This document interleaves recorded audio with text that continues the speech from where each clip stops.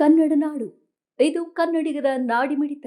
ಹತ್ರ ಕೊಟ್ಟು Mysuru geology secretary ಹತ್ರ ಹೋಗ್ಬಿಟ್ಟು ಈ ರೀತಿ ಮೈಸೂರು ಲೋಡ್ ಆದ್ಮೇಲೆ ಅನ್ಲೋಡ್ ವರೆಗೆ 8 ಅವರ್ಸ್. ಅಷ್ಟೇ. ಅದು loading to unloading 8 hours. 8 hours. ಎಷ್ಟು ಕಿಲೋಮೀಟರ್ ಅಂತ? ಕಿಲೋಮೀಟರ್ ಬಂದು ಮ್ಯಾಕ್ಸಿಮಮ್ 60 to 70 ಕಿಲೋಮೀಟರ್ಸ್ ಇರುತ್ತೆ, ಅಥವಾ 100 ಕಿಲೋಮೀಟರ್ಸ್ ಇರುತ್ತೆ. 100 ಕಿಲೋಮೀಟರ್ಸ್ ಇದ್ರೂ ಅದೇ ಟೈಮಿಂಗ್ಗೆ, ಈ 70 ಕಿಲೋಮೀಟರ್ಸ್ ಇದ್ರೂ ಅದೇ ಟೈಮಿಂಗ್ಗೆ, 80 ಕಿಲೋಮೀಟರ್ಸ್ ಇದ್ರೂ ಅದೇ ಟೈಮಿಂಗ್. ಸೊ ಈ ರೀತಿ ನಮ್ಗೆ ಏನಾಗಿದೆ ಅಂತ ಹೇಳಿದ್ರೆ ಹಲವಾರು ಕಡೆಯಿಂದ ಮೈನ್ಸ್ಗಳು, ಹಲವಾರು ಮೈನ್ಸ್ ಇದಾವೆ ಸಂಡೂರಿನಲ್ಲಿ. ಅಲ್ಲಿಂದ ಬರಬೇಕಾದ್ರೆ ಯಾವುದನ್ನ ಒಂದು ಮೈನ್ಸ್ನಲ್ಲಿ ಟ್ರಾಫಿಕ್ ಜಾಮ್ ಆದ್ರೆಗಿನ ಅದ್ರ ಹಿಂದ್ಗಡೆ ಗಾಡಿ ಸಿಕ್ಕಾಕೊಂಡ್ಬಿಟ್ಟು ಟೈಮಿಂಗ್ ಶಾರ್ಟೇಜ್ ಆಗ್ತಾ ಇದೆ. ಇವರು ವಿತಿನ್ ಟೈಮ್ನಲ್ಲಿ ರೀಚ್ ಆಗಬೇಕು ಅಂತೇಳಿ ಒಂದೇ ಒಂದು ಉದ್ದೇಶಕ್ಕೆ ಲಾರಿ ಓನರ್ಸು ಅಂದರೆ ಲಾರಿ ಡ್ರೈವರ್ಸ್ ಸ್ವಲ್ಪ ಸ್ಪೀಡಾಗಿ ಸಣ್ಣ ಮಾಡ್ತಾ ಇದ್ದಾರೆ. ಈ ಆಕ್ಸಿಡೆಂಟ್ಸ್ನ ಅವಾಯ್ಡ್ ಮಾಡಬೇಕು ಅಂಥೇಳಿ ಹಲವಾರು ಸಲ ನಾವು ಎಲ್ಲರಿಗೂ ಕೊಟ್ಟಿದ್ದೀವಿ. ನಮ್ಮ ಜಿಲ್ಲಾ ಅಧಿಕಾರಿಗಳಿಗೆ ಇದು ಮನವಿ ಪತ್ರ ಕೊಟ್ಟಿದ್ವಿ. ಚೇಂಬರ್ಸ್ ಆಫ್ ಕಾಮರ್ಸ್ ಸೆಕ್ರೆಟರಿ ನಮ್ಮ ಕರ್ನಾಟಕ ಇವ್ರಿಗೂ ಕೊಟ್ಟಿದ್ವಿ. ನಮ್ಮ ಮೈನ್ಸ್ ಜಿಯಾಲಜಿ ಸೆಕ್ರೆಟರಿದವ್ರಿಗೂ ಕೊಟ್ಟಿದ್ವಿ.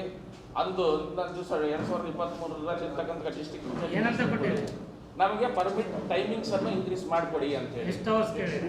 ನಾವು ಒಂದು 12 ಅಟ್ಲೀಸ್ಟ್ ಒಂದು 4 to 5 ಅವರ್ಸ್ ಅನ್ನು ಜಾಸ್ತಿ ಮಾಡ್ರಿ ಅಂತ ಹೇಳಿ. 12 ಅವರ್ಸ್ ಮಾಡ್ರಿ. ಯಾವ್ದು 12 ಅವರ್ಸ್ ಇದ್ದದನ್ನ 16 ಅವರ್ಸ್ ಮಾಡ್ರಿ ಅಂತ ಹೇಳಿ. ಯಾಕಂದ್ರೆ ರೋಡ್ ಕಂಡೀಷನ್ಸು ಇವೆಲ್ಲ ಸ್ವಲ್ಪ ಭಾಳಷ್ಟು ತೊಂದರೆ ಇರ್ತವೆ, ಜನರಿಗೆ ಅನುಕೂಲ ಆಗತ್ತೆ ಅಂತೇಳಿ. ನಮಗೆ ಆಶ್ಚರ್ಯ ಆಗ್ತಾ ಇದೆ ಏನಂತ ಹೇಳಿದ್ರೆ ಆ ಪರ್ಮಿಟ್ ಟೈಮಿಂಗನ್ನ ಇನ್ಕ್ರೀಸ್ ಮಾಡೋದು ಒಂದು ಸಬ್ಜೆಕ್ಟ್ ಬಗಲಿಗಿಟ್ಬಿಟ್ಟು ಈ ಟ್ರ್ಯಾಕಿಂಗ್ ಡಿವೈಸಸ್ಸು, ಈ ಸ್ಪೀಡ್ ಗವರ್ನರ್ಸ್ ಫಿಕ್ಸಿಂಗ್ನಲ್ಲಿ ಸ್ಪೀಡ್ ಗವರ್ನರ್ಸು ಹಳೆ ಗಾಡಿಗಳಿಗೆ ಈಗಿರ್ತಕ್ಕಂಥದ್ದು ಎಲ್ಲರಿಗೂ ಬರ್ತಿದೆ. ಇದು ಈಗ ಸದ್ಯಕ್ಕೆ ಏನು ಸೆಂಟ್ರಲ್ ಗೌರ್ಮೆಂಟ್ ರೂಲ್ ಪಾಸ್ ಆಗಿದೆ, ಬರ್ತಕ್ಕಂಥ ಈಗ 4-5 ವರ್ಷದಿಂದ ಬರ್ತಕ್ಕಂಥ ಗಾಡಿಗಳಿಗೆ ಎಲ್ಲದಕ್ಕೆ GPS ಇದ್ರೇನೆ ಅದು ಇದು ಆಗ್ತಾ ಇರೋದು. ಬಟ್ ಆ ಹಿಂದ್ಗಡೆ ಇರ್ತಕ್ಕಂಥ ಗಾಡಿಗಳಿಗೆ GPS ಇದ್ದಿಲ್ಲ. ಅಂತ ಗಾಡಿಗಳಿಗೆ GPS is different. Sorry GPS ಅಲ್ಲ, ಸ್ಪೀಡ್ ಗವರ್ನರ್. ಸಾರಿ ಸ್ಪೀಡ್ ಗವರ್ನರ್. GPS ಅಂತೂ ಎಲ್ಲ ಗಾಡಿಗಳಿಗೆ ಇದೆ. ಯಾಕಂತ ಹೇಳಿದ್ರೆ ಅವತ್ತಿನ ದಿವಸ 2012-13ನಲ್ಲೇ ಎಲ್ಲ ಗಾಡಿಗಳಿಗೆ GPS ಫಿಕ್ಸ್ ಮಾಡ್ಬೇಕಂದ್ರೆ ಎಲ್ಲವೂ ನಾವು ಫಿಕ್ಸ್ ಮಾಡ್ಕೊಂಡಿದ್ವಿ.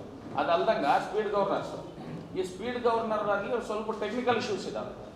ಇದು ಅಂದಿನ ಕಾಲದಲ್ಲಿ ಒಂದ್ಸಲ ಹಿಂಗೆ ಸ್ಪೀಡ್ ಗವರ್ನರ್ ಬಂದಾಗ ನಾವು ಏನು ಹೇಳ್ತಾ ಇದ್ವಿ, ಯಾರೇ ಆಗಲಿ ಸ್ಪೀಡ್ ಗವರ್ನರ್ ಕೊಡ್ತಕ್ಕಂಥ ಕಂಪನಿ ಇನಿಷಿಯಲ್ ಪಿಕಪ್ ಹಿಲ್ ಮೌಂಟೇನ್ನಲ್ಲಿ 2500 RPMಗಿಂತ ಜಾಸ್ತಿ ಇದ್ರೇನೆ ಅಲ್ಲಿ ನಮ್ಮ ಲಾರಿಗಳು ಮೇಲಕ್ಕೆ ಹತ್ತೋದು, ಇಲ್ಲಾಂದ್ರೆ ಹತ್ತಕ್ಕಾಗಲ್ಲ.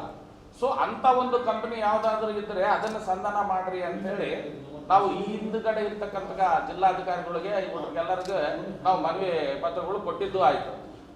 ಈ ಆಕ್ಸಿಡೆಂಟ್ಗಳು ಆಗ್ತಾ ಇದಾವೆ ಅಂತ ಹೇಳಿ ನಾವೆಲ್ಲ ನಾವು ಕೂಡ ಸ್ಪೀಡ್ ಗವರ್ನರ್ ಹಾಕ್ಸ್ಕೊಳ್ಳಾಕ ನಾವು ರೆಡಿ ಆಗಿದ್ದೀವಿ.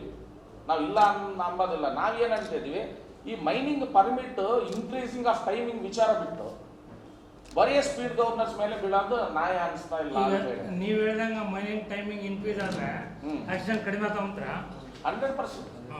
100% ಅಂದ್ರೆ 100 ಅಲ್ಲ.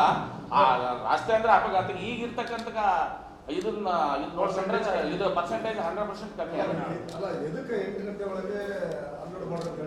ಅವಾಗ ಕರೆಕ್ಟ್ ಟೆಕ್ನಿಕಲ್. ಅವಾಗ ಏನಾಗಿತ್ತು, ಸಂತೋಷ್ ಹೆಗಡೆ ಅವರು ಈ ಏನೆಲ್ಲ ಅಕ್ರಮ ಗಣಿಗಾರಿಕೆ ನಡೆದಿತ್ತಲ್ವ ಅದರ ಸಲುವಾಗಿ ಅಂತ ಹೇಳಿ ಏನ್ ಮಾಡ್ಬಿಟ್ರು, ಇಷ್ಟೇ ಟೈಮಿಂಗ್ ಇದ್ರೆ ಮೇಲು ಗಾಡಿಗೆ, ಜಾಸ್ತಿ ಟೈಮಿಂಗ್ ಇದ್ರೆಗಿನ ಅವ್ರು ಎಲ್ಲೋ ಹೋಗ್ಬೋದು, ಸೈಡ್ ಡಂಪ್ ಮಾಡ್ಬೋದು, ಇನ್ನೊಂದು ಅಂತ ಹೇಳಿ ಮತ್ತೊಂದು ಅಂತೇಳಿ ಟೈಮಿಂಗೇ ಕಮ್ಮಿ ಮಾಡ್ಬಿಡೋಣ ಎಂಬ ಒಂದು ರೀತಿಯಲ್ಲಿ ಅವತ್ತಿನ ಇರ್ತಕ್ಕಂಥ ಒಬ್ಬ ಮೈನ್ಸ್ ಜಿಯಾಲಜಿ ಡೈರೆಕ್ಟರ್ ಯಾರೋ ಐಡಿಯಾ ಕೊಟ್ಟಿದ್ದಾರೆ ಅಂತೇಳಿ ಅದನ್ನು ಮಾಡಿದ್ದಾರೆ.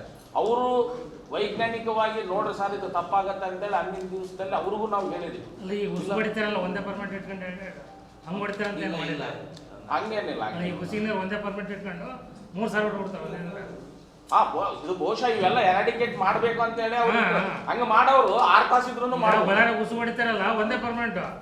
ಬೆಳಿಗ್ಗೆ 8 ಗಂಟೆ ಜನರೇಟ್ ಆದ್ರೆ ಸಾಯಂಕಾಲ 8 ಗಂಟೆ ಒಳಗೆ 4 ಸಾವಿರ ಹೊಡಿತಾರೆ ಒಂದೇ ಪರ್ಮನೆಂಟ್ ಮೇಲೆ. ಅದಕ್ಕೆ ಆ ತರ ಅಂತ ಏನಾದ್ರು ನಿಮ್ಗೆ ಇದು ಮಾಡಿಲ್ಲ. ನಮಗೆ ಮೈನಿಂಗ್ ನಲ್ಲಿ ಇರ್ತಕ್ಕಂಥದ್ದು ಹೆಂಗಿದೆ ಅಂತ ಹೇಳಿದ್ರೆ GST, ಕನ್ಸೈನಿ ಹಲವಾರು ಇದಾವೆ. ಟ್ರ್ಯಾಕಿಂಗ್ ಡಿವೈಸಸ್ ಕೂಡ ಇದೆ. ಯಾವುದು GPS ಟ್ರ್ಯಾಕಿಂಗ್ ಡಿವೈಸ್ ಒಂದು ಸಲ ರಾಂಗ್ ಆಗಿ ಇಲ್ಲಿ ಹೋಗಿ ಈಗ ಕನ್ಸೈನರ್ ಇರ್ತಾನೆ ತಗೊಂಡು ಏನಿಲ್ಲ ಕಳ್ತನ ಮಾಡ್ಯಾರಿ ನೂರಾರು ದಾರಿ ಏನೋ ಯಂತ್ರಗಳು ಕೆಡಬಾರ್ದು ಅಂತಿರಕಲ್ಲ ಕೆಡ್ತಪ್ಪ ಅಂತ ಹೇಳ್ತಾರ.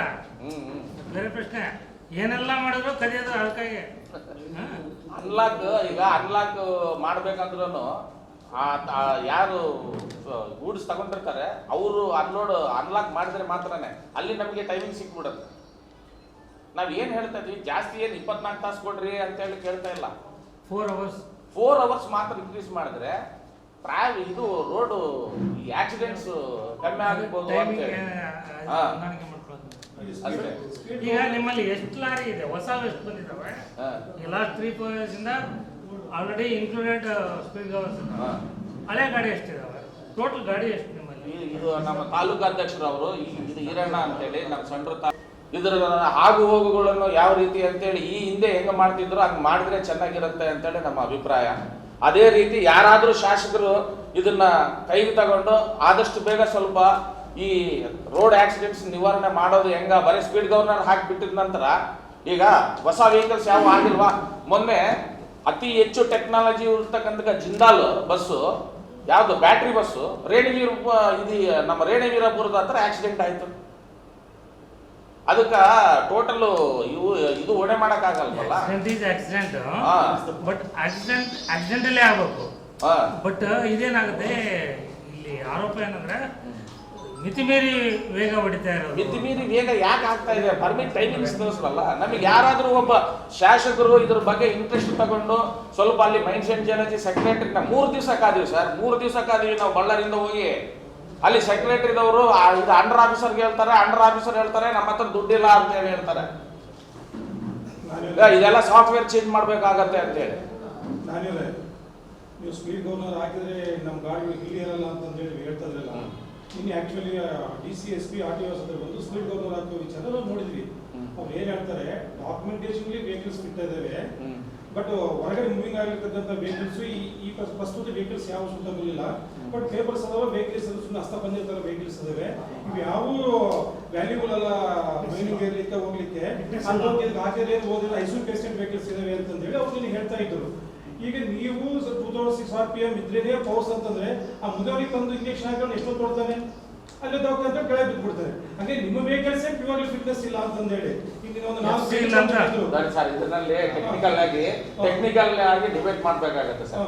ಈಗ ಹೊಸ ಗಾಡಿಗಳು ಇದಾವೆ, ಹೊಸ ಗಾಡಿಗಳಿಗಂತೂ ಸ್ಪೀಡ್ ಗವರ್ನರ್ ಜನ ಅವು ಹೇಳ್ತಾ ಇದಾವಲ್ಲ, ಅಲ್ಲಿ ಇನ್ಸಿಡೆಂಟ್ ಆಗಿ 2500 ಗೌರ್ಮೆಂಟ್ ಏನಿದಾವಲ್ಲ 7500 ಗಾಡಿಗಳು ಇವತ್ತಿನ ದಿನ ಟ್ರಾನ್ಸ್ಪೋರ್ಟೇಷನ್ ಮಾಡ್ತದ. ಮೈನಿಂಗ್ ಟ್ರಾನ್ಸ್ಪೋರ್ಟೇಷನ್ 7500 ಗಾಡಿಗಳು ಬರೀ ಟಿಪ್ಪರ್, ಖಾಲಿ ಟಿಪ್ಪರ್ ಮೈನಿಂಗ್ ಇಂದ ಮೂವ್ಮೆಂಟ್ ಮಾಡ್ತಕ್ಕಂಥ ಟಿಪ್ಪರ್.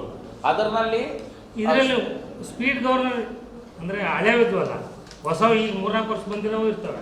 ಹಳೆ ಎಷ್ಟಿದಾವ ಅಂದ್ರೆ 2018 ಏನು BS4 BS6 ಏನಿದೆಯಲ್ಲ ಆ ಗಾಡಿಗಳಿಗೆ ಮಾತ್ರ ಕಂಪಲ್ಸರಿ ಸ್ಪೀಡ್ ಗವರ್ನರ್ ಕಂಪನಿ ಕಡೆಯಿಂದ ಅಟ್ಯಾಚ್ಮೆಂಟ್ ಬರ್ತದೆ.